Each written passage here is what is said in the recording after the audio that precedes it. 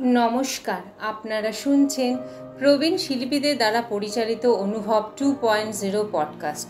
ভারত সরকারের সামাজিক ন্যায় ও অধিকার মন্ত্রকের অন্তর্গত national institute of social defence এবং মিডিয়া ফর কমিউনিটি ফাউন্ডেশন নতুন দিল্লির যৌথ উদ্যোগে নির্মিত পডকাস্ট অনুভব 2.0। অনুভবের এই অভিনব ভাবনা স্রষ্টা ডক্টর আর শ্রীধর এবং পূজা মুরাদা ও আশিস তিওয়ারি তার সাথে সমন্বয়কারী। অনুভব 2.0-র এই পর্বটি আপনাদের জন্য নিবেদন করছেন Calcutta metropolitan institute of gerontology.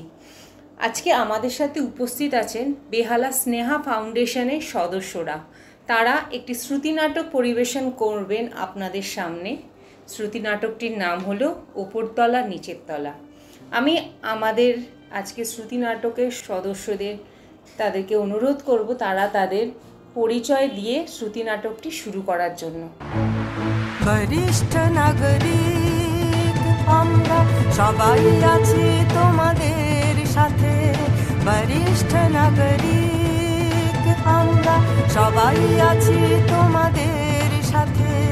নতুন সূর্য উদয় হবে, আনন্দে জীবন কাটাবে, বরিষ্ঠ নাগরিক আমরা সবাই আছি তোমাদের সাথে। বেহালা স্নেহা ফাউন্ডেশনের উদ্যোগে শ্রুতি নাটক সঞ্জীব চট্টোপাধ্যায়ের ওপরতলা নিচের তলা। অভিনয়ে তিমির বরণ রায়, অবসরপ্রাপ্ত সমাজ কল্যাণ দপ্তরের আধিকারিক। তাপসী সাহা নানা রকম সামাজিক কাজকর্ম করে থাকেন এবং অসহায় লোকদের সাহায্য করার চেষ্টা করেন। চিত্রা ভট্টাচার্য অবসরপ্রাপ্ত সাউথ ইস্টার্ন রেলের কর্মচারী। গৌতম সেন অবসরপ্রাপ্ত ব্যাংক কর্মচারী, ভবানীপুর। আবহ সঙ্গীতে অভিজিৎ ব্যানার্জি। শ্রুতি নাটক ওপরতলা নিচের তলা।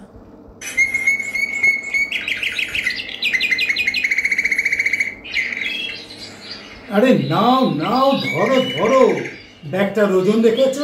তার উপর তোমার এই ফুল ঝাড়ু, বগলে ফুল ঝাড়ু নিয়ে রাস্তা হাঁটা, বুঝলে মাধুরী? এক ঝক মারি, তিনবার ধোলাই খেতে তো বেঁচে গেছে। কারোর গায়ে লাগলো কি লাগলো না, অমনি তেড়িয়া সন্ধেবেলা ঝাঁটা মারলেন। আচ্ছা, কলকাতার মানুষ এমন খেকে হয়ে গেছে কেন বলো তো? আরে তুমি বুঝতে পারছো না, ভিটামিনের অভাব। ঠিক বলেছ, কিছু হলো কি হলো না, ষাঁড়ের মতো গুঁতোতে এলো। শোনো, মাছ খাওয়া ছেড়ে দাও, 400 টাকার কমে কোনো মাছ নেই। স্রেফ আলুর দম চালাও, তাতেই দেখবে দম একেবারে বেড়ে যাবে। সে একটা গান ছিল না, দাম মারে দাম, দম মারো দম, শুয়ে পড়ি হাম। আরে আরে সত্যি সত্যি শুয়ে পড়লে যে? এ কি, তোমার এই চুলায় চা কোথায়? বেরোবার সময় অন্তত 1000 বার বলেছি চা এনো মনে করে, সেই চাটাই ভুলে এলে। এখন কি হবে? চায়ের কথা তুমি আমাকে একবারও বলেন।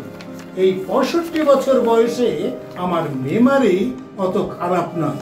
জানো, রবীন্দ্রনাথের আফ্রিকা আমি লাইন বাই লাইন মুখস্থ বলতে পারি এখন। শুনবে? উদ্ভ্রান্ত সেই আদিম যুগে স্রষ্টা যখন... চা নিয়ে এসো, এখনই তো চা খেতে চাইবে। আমি আর পারছি না মাধুরী, আমার জান কয়লা হয়ে গেছে। তোমার চা মানে তো আবার ওই গামছা নিংড়ানো জল, তাই না হয় একটু করে আনো। তোমার এই গা জ্বালানো কথা শুনলে আমার কিছু করতে ইচ্ছেই হয় না। রাগ করো না দেবী, রাগ করো না, রসিকতা বুঝতে শেখো।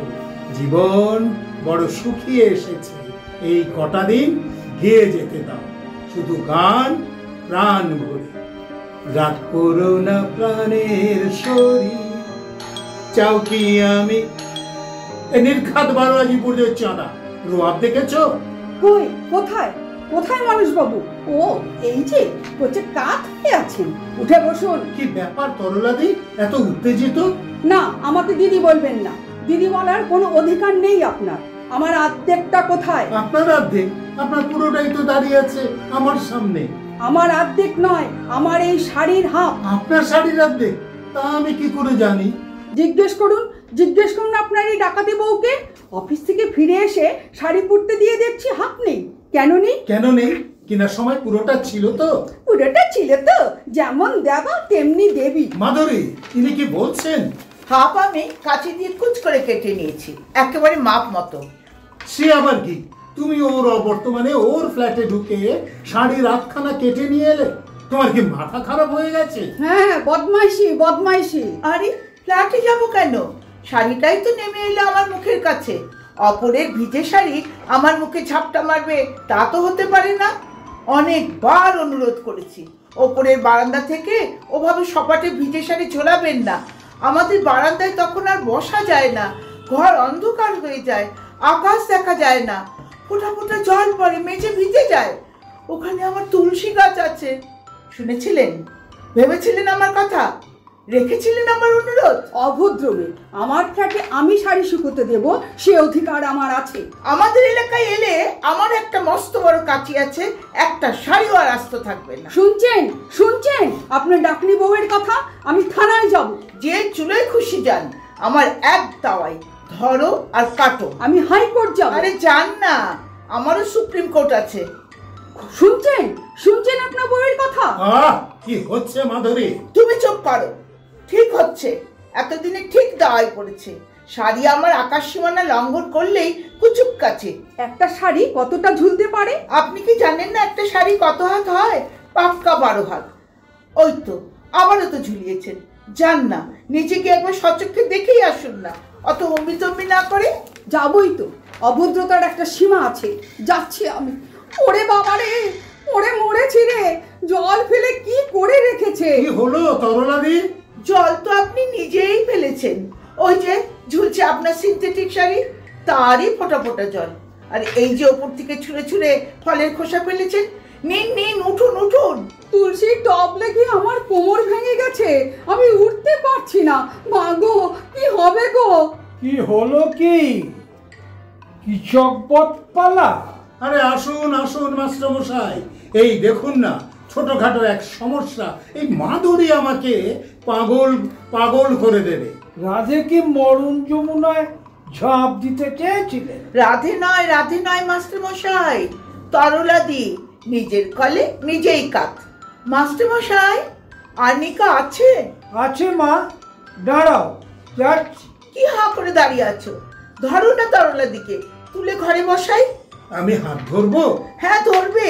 দিদির হাত ধরলে মহাভারত অশুদ্ধ হয়ে যাবে না। হ্যাঁ গো, কোমরটা ফ্র্যাকচার হয়ে গেল না তো? আমি তো আবার নাচ শেখাই। ভয় পাবেন না দিদি, নাচের কোমর সহজে ভাঙে না। এই যে আর্নিকা, কিসের এত ভয়? কোমর ভাঙার আবার কিসের? দূর, অত সহজে কোমর ভাঙে?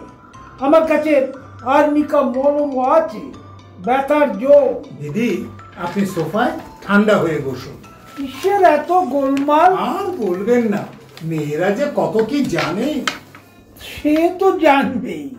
বিয়ের বিজ্ঞাপনে পাত্রীরা কি কি জানে তার উপরই তো নির্ভর করে তাদের কদর। আর জানে বলেই তো বিয়ে করেছো বাবাজি। এই নিন দিদি, ঢক করে ঢেলে দিন তো গালে। তাহলে তোমরা কি বলতে চাইছো? শাড়ি আমি শুকোতে পারবো না? আবার উত্তেজনা। আচ্ছা, তোমাদের সমস্যাটা কি? তরলাদির শাড়ি ওপর থেকে ঝুলে আমাদের বারান্দা আড়াল করে দেয়। মাধুরী আজ কাঁচি দিয়ে ছেটে দিয়েছে। ও, সেই বিমানের আকাশ সীমানার লঙ্ঘন আর সঙ্গে কামান দাগা। আমি কি তাহলে ভিজে শাড়ি মাথায় পাগড়ি বেঁধে বসে থাকবো? না, নিদারুণ সমস্যা। ইউনাইটেড নেশনস এবারে পাঠাতে হবে। আপনার আর কি, সারা জীবন আপনি হেসেই সব সহজ করে নিলেন। আমার 1000 টাকা দামের শাড়ি 500 টাকা কেটে নিয়েছে এই গুন্ডা মেয়েটা। শোনো মা, এর খুব সহজ একটা সমাধান আছে। পুরো শাড়িটা লম্বা করে না মেলে দুপাট করে মেলে দিও। আমরা সবাই তাই করি। আর বারান্দায় দড়ি খাটাও, হাত দিয়ে তপাতে সমান্তরাল দুটো দড়ি, তার উপরে কাপড়টাকে ঢেউ খেলিয়ে দিও। সব সমস্যার সমাধান। না, চা খাওয়া। চা? হ্যাঁ, চা। 1 কাপ চা হলো আমার ফি। বিনা পয়সায় উকিল পাওয়া যায়। একটু বসুন মাস্টার মশাই, আমাদের চা ফুরিয়েছে, আমি চট করে কিনে আনি। এই তো পাশেই দোকান। থাক, খুব হয়েছে, এখন আর দোকানে ছুটতে হবে না। আমার আর উপরে চলুন, চায়ের জল চাপিয়ে এসেছি, এতক্ষণে হয়ে গেছে। আমরাও যাব। কেন যাবেন না? না মানে এতক্ষণ ঝগড়া হলো তো। আরে দূর, তুমি তো আচ্ছা বোকা। ঝগড়া ভাব ঝগড়া, এই নিয়েই তো মানুষের বসবাস। আসলে কি জানো, উপর তলা মাঝে মাঝে নিচের তলার কথা বেমালুম ভুলে যায়। এই বহুতল ফ্ল্যাটেই নয়, সমাজেও সেই একই ঘটনা। উপর তলার মানুষ নিচের তলার মানুষের কথা মনে রাখে না, চোখে আঙুল দিয়ে দেখে দিতে হয় মাঝে মাঝে। না বলো বাপ। তরলাজি, ছোট বোন হিসেবে এই নতুন শাড়িটা আপনাকে প্রণামী দিলাম। তার মানে গরু মেরে জুতো দেন? উল্টে ফেলছো মা, বলো জুতো মেরে করুদা। না মা, জিনিসটাকে ওভাবে পিছিয়ে দিও না। মনটাকে ফিতের মতো, ট্রাম লাইনের মতো সোজা রাখো। তরলাদি, আর রাগ পুষে রাখবেন না। আপনি একজন নৃত্যশিল্পী, আমরা মনে মনে আপনাকে শ্রদ্ধা করি। সত্যি বলছো? তাহলে আর আপনি আগে নয়। কটা বাজলো? 7টা। আরে টিভি খোলো, টিভি, আমার আজ প্রোগ্রাম আছে। তাই নাকি? খোলো খোলো। মা মাধুরী, আমার চন্ডেকে হেঁকে বলে দাও এই বারান্দার থেকে 4 কাপ চা। সাবধান মাধুরী, তুমি আবার আমার মতো আছাড় খেও না যেন। এখন স্নেহা ফাউন্ডেশনের তরফ থেকে দ্বিতীয় নাটকটি ওনারা পরিবেশন করবেন।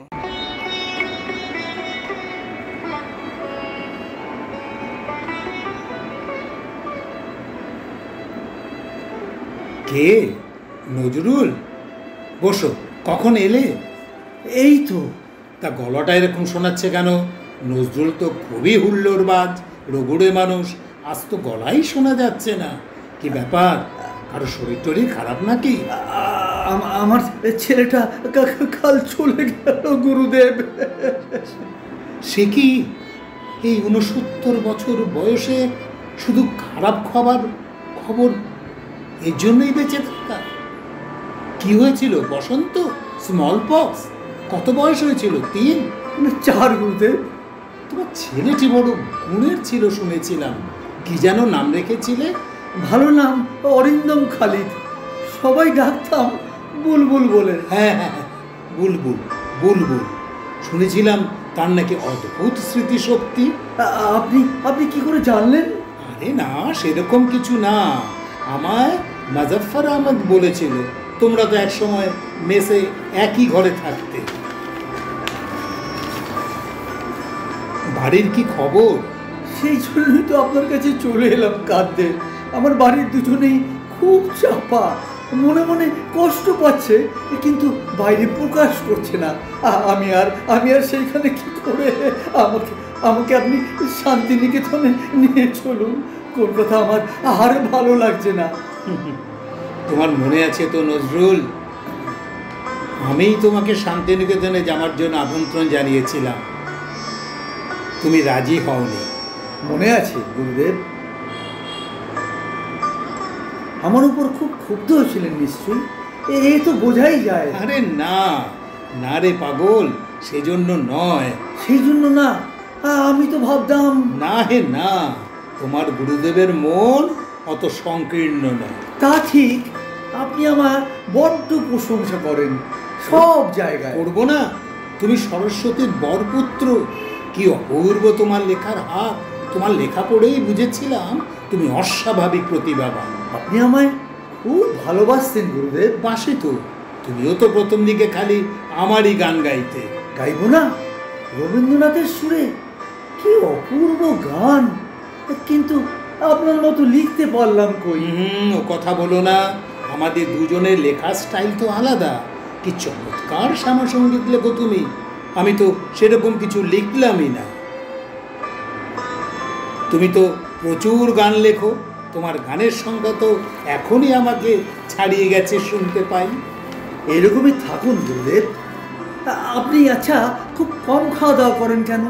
না গো, বয়স হয়েছে। আমার বাবা বলতেন, বেশি যদি খেতে চাও তো কম কম খাও।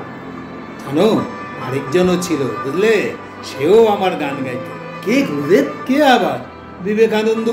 আমি বলতাম, নরেন বাবু, আমরা তো প্রায় সমবয়সী, আমি 1-1.5 বছরের বড়। বিবেকানন্দ আপনার গান গাইতেন? তবে শোনো, আমার বয়স তখন 20। রাজেন্দ্রনারায়ণ বাবুর মেয়ের বিয়েতে জ্যোতি দাদার মাধ্যমে খবর এলো আমাকে একটা গান গাইতে হবে। এত লোকের মাঝে একা আমি গান গাইব, একটু টেনশন হচ্ছিল। এমন সময় হঠাৎ নরেন বাবুর সঙ্গে দেখা, আমাদের বাড়িতে প্রায়ই আসতো। ব্যাস, ওকে চেপে ধরলাম। তারপর বেশ কিছুদিন রিহার্সাল করলাম। আমার লেখা 3খানা গান নরেনবাবু গাইলো, পাখোয়াজ বাজালো, আমি অর্গান বাজালাম। আমরা শুনেছি বিবেকানন্দ নামডাক হবার পরে আপনি অস্বাভাবিক চুপ ছিলেন। ছিলাম তো, কি নায়কোচিত জীবন, যেন নভেল। আমার একটা উপন্যাস তো ওকে নিয়ে লেখা না হলেও ওর খানিকটা প্রভাব আছে। কোনটা গুরুদেব? কেন, গোড়া? ও তাই বুঝি? সত্যি আগে খেয়াল করিনি, অনেক মিল আছে। আর বিবেকানন্দের আর একটা অনুষ্ঠানে তো আমিই ছিলাম উদ্যোক্তা, তবে তাতে উনি ছিলেন না। কবে গুরুদেব? কবে আর? ওনার স্মরণ সভা, যেবার আমার স্ত্রী মৃণালিনী চলে গেল, আমার বাবাও ওকে খুব ভালোবাসতেন। কি করে শুনবো গুরুদেব? 1902 সালে তো আমার বয়স মাত্র 3। মাত্র 3? ও বাবা, তুমি তো তার মানে আমার ছোট ছেলে সমীর চেয়েও ছোট। তা সেও তো চলে গেল মাত্র 11 বছর বয়সে। কি হয়েছিল গুরুদেব? কলেরা। মুঙ্গের গেছিল বন্ধুর বাড়িতে, সেখানে। প্রকৃতির কোনো ব্যতিক্রম নেই। আমার এই শোকের দিনেও যেন কারোর কিছু এসে যায় না। জানো, একটা ভারী অদ্ভুত অনুভূতি হলো। মনে হলো ব্রহ্মাণ্ডের সৃষ্টিকর্তার এটাই ইচ্ছা, মৃত্যু আসবে, হয়তো অকালেই আসবে।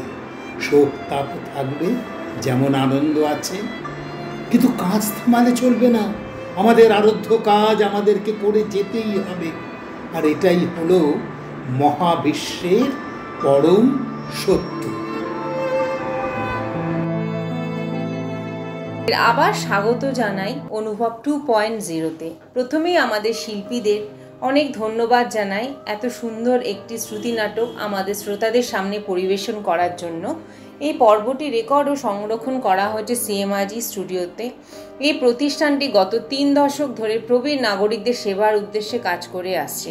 আমি আন্তরিকভাবে ধন্যবাদ জানাই সিএমআরজি কর্ণধার ডক্টর ইন্দ্রাণী চক্রবর্তী এবং আমার সহকর্মী ইপ্সুত চক্রবর্তী এবং পারমিতা দাসকে। আমি তানিয়া দত্ত, আজকের পর্বের সঞ্চালক। অসংখ্য ধন্যবাদ জানাই শ্রোতাদের শেষ অবধি আমাদের সাথে থাকার জন্য। আশা করি আপনারা এই অনুষ্ঠানটি উপভোগ করেছেন, ভালো থাকবেন এবং পরবর্তী পর্বের জন্য অপেক্ষা